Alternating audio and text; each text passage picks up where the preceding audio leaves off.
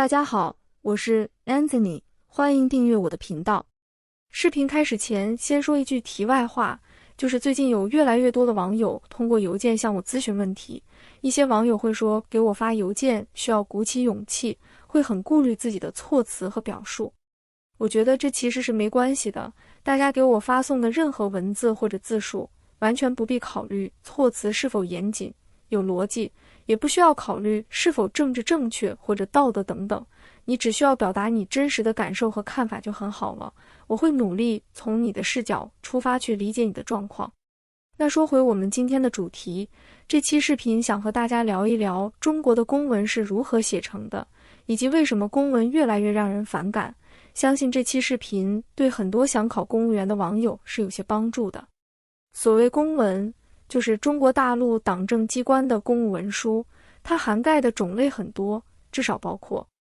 决议、决定、命令、公报、公告、通告、意见、通知、通报、报告、请示、批复、议案。此外还有工作总结、工作计划、经验材料、公约、守则、规定、细则等等等等，不胜枚举。我觉得以后央视的春晚完全可以根据这个编一个类似报菜名的相声，应该会有喜剧效果。体制内写材料的人被称作笔杆子，这个说法来源于毛泽东的一句名言：干革命靠的是枪杆子和笔杆子。毛泽东认为，意识形态和宣传工作的重要性并不低于武器。历代领导人都非常强调公务文书的重要性，诸如要戒除形式主义，避免文山会海之类的政治说教不胜枚举。但这并不妨碍中国人对公文形成了一种假大空的印象。尤其是近些年来，中国互联网越来越流行对公务文书和领导讲话的阴阳怪气的调侃，比如当某篇帖子说了一大堆面面俱到但又空洞无物的废话文学，就会有网友在评论区回帖说，写申论的高手高低是个处级干部。申论是中国公务员考试的一种文体，考生被要求根据材料，站在政府的立场上写一篇1000字左右的作文。那么中国的公文为什么令人反感？我们可以总结这样几个特点。首先是模糊性。中国的公文，尤其是上级发往下级的下行文，常常采取模糊的用词，比如原则上。当下级向上级请示工作，上级回复原则上同意。这个原则上的说法就是模棱两可的，是需要下级在具体场景下慢慢揣摩的潜规则。原则上同意，说明大部分是同意的，但又有点不同意，取决于实际情况，对自己有利的就讲原则，不利的就讲灵活性，讲变通。这样既能为自己留下讲原则的纸面文件，又能在执行中保持足够的弹性，可以绕开原则。这也是原则性这个词被笔杆子偏爱的原因。这里以河南省南阳市新野县为例，新野县也是那篇著名的社会学论文《中县干部》里中县的原型。打开县政府的官网，随便点进一篇会起政策的通知，这是一篇关于优化营商环境、简化行政审批手续的公文。我们搜索一下就可以发现，在这篇并不算太长的公文里，就使用了3次原则上。第一处是这句话：政策执行部门对列入免申即享清单的政策及要求进行梳理，提出数据共享需求清单，涉及的部门原则上没有法律、法规和国家文件明确禁止的，对提出的数据共享需求不得拒绝数据归集。这里想表达的就是各个部门不应当拒绝数据共享，当然也有例外，比如在法律法规明确禁止的情况下可以不共享，但加上了原则上，似乎还有一些不便明说的例外情况，给人一种态度暧昧的感觉。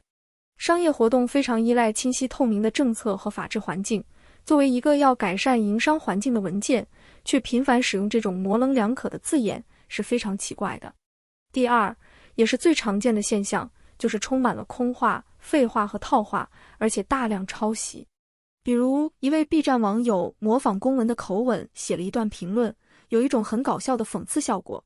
关于废话文学的这个问题呀，我们要紧抓危害性，提高自觉性，提升主动性，紧跟时代性，认识艰巨性，做到不松劲、不懈怠、不退缩、不为难、不罢手，从多层次、多方面、多元素、多措施，找准出发点、切入点、着力点、落脚点、关键点来解决问题。后面的就不读了，经常听官方报道的人，对这种堆砌大词的新闻联播式的文风都是非常熟悉的。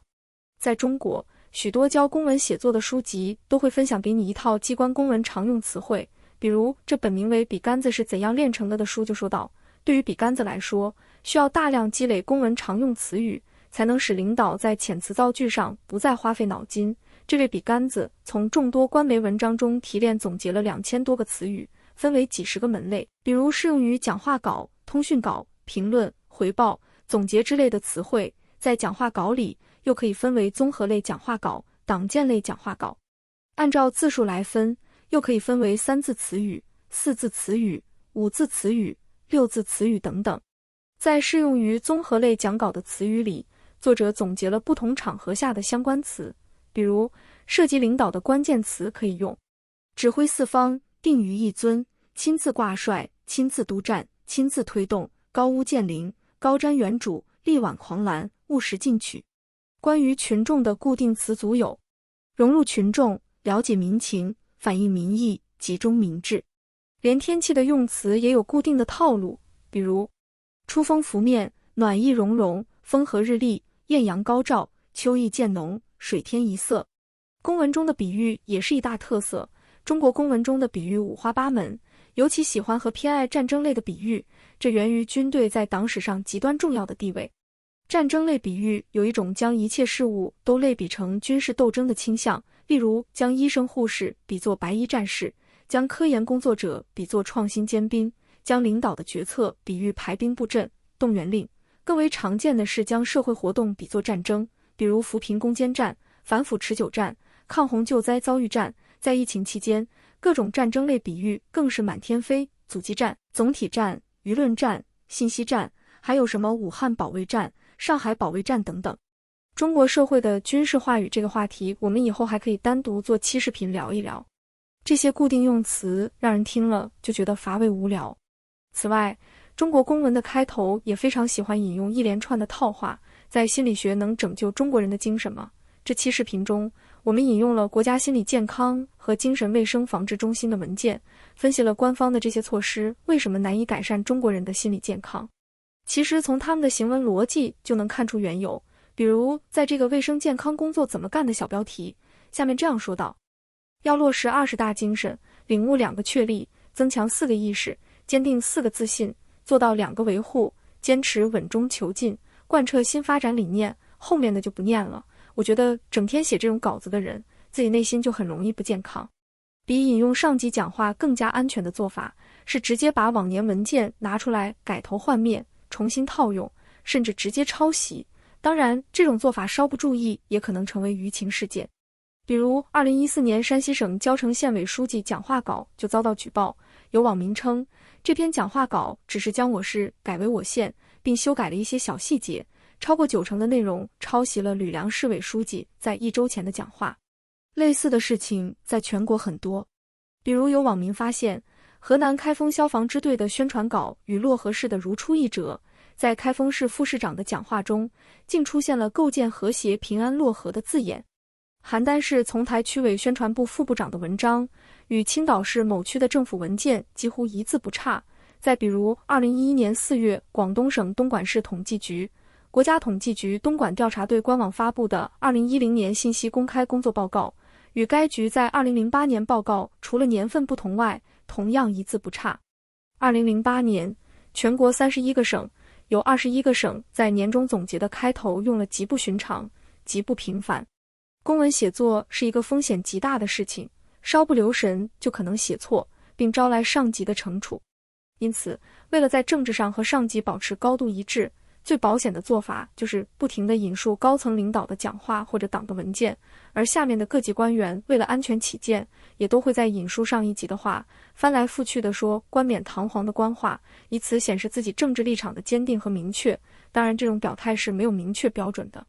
正如徐奔在《统治与教育》中所说，上级官员也很恐惧下级出了纰漏，要被更上一级官员责罚，所以遇到模棱两可的事情，宁可错杀1000，不可放过一个，形成了一种焦虑的、歇斯底里的自我审查，所以就需要反复地说，不停地说。当然，这种语言风格并不是中国才有的。比如这本讲述东德时代政治宣传的书就说到，在1980年代，东德官方形成了一种不停地重复套话和空话的语言风格。有意思的是，在德国，这种话被称为 Party Chinese， 就是党版中国话。当然，比废话和空话危害性更大的是随意和任性的红头文件。红头文件并非一个正式存在的概念，而只是人们对行政机关发布的规范性文件的统称。这些文件的发布程序比起立法相对简单，且制定过程相对不公开不透明，但却可以涵盖社会生活的方方面面，并且具有实际的处罚效力。在中国的教师为什么越来越忙碌这期视频中，我们讨论了常规型机制和运动型机制是理解中国社会专制性的关键。红头文件同样是一条重要线索。在中国，上级领导喜欢通过红头文件来推动工作，接到红头文件的单位往往会在第一时间成立领导小组，然后再向自己的下级发文件。这些文件优先满足的是上级领导的需要，且不需要经过公开、透明的相关程序，所以不必考虑现实后果，想立就立，想废就废。中国的行政诉讼法第2章第13条就规定了，针对行政法规、规章或者行政机关制定的具有普遍约束力的命令和决定的诉讼，人民法院不予受理。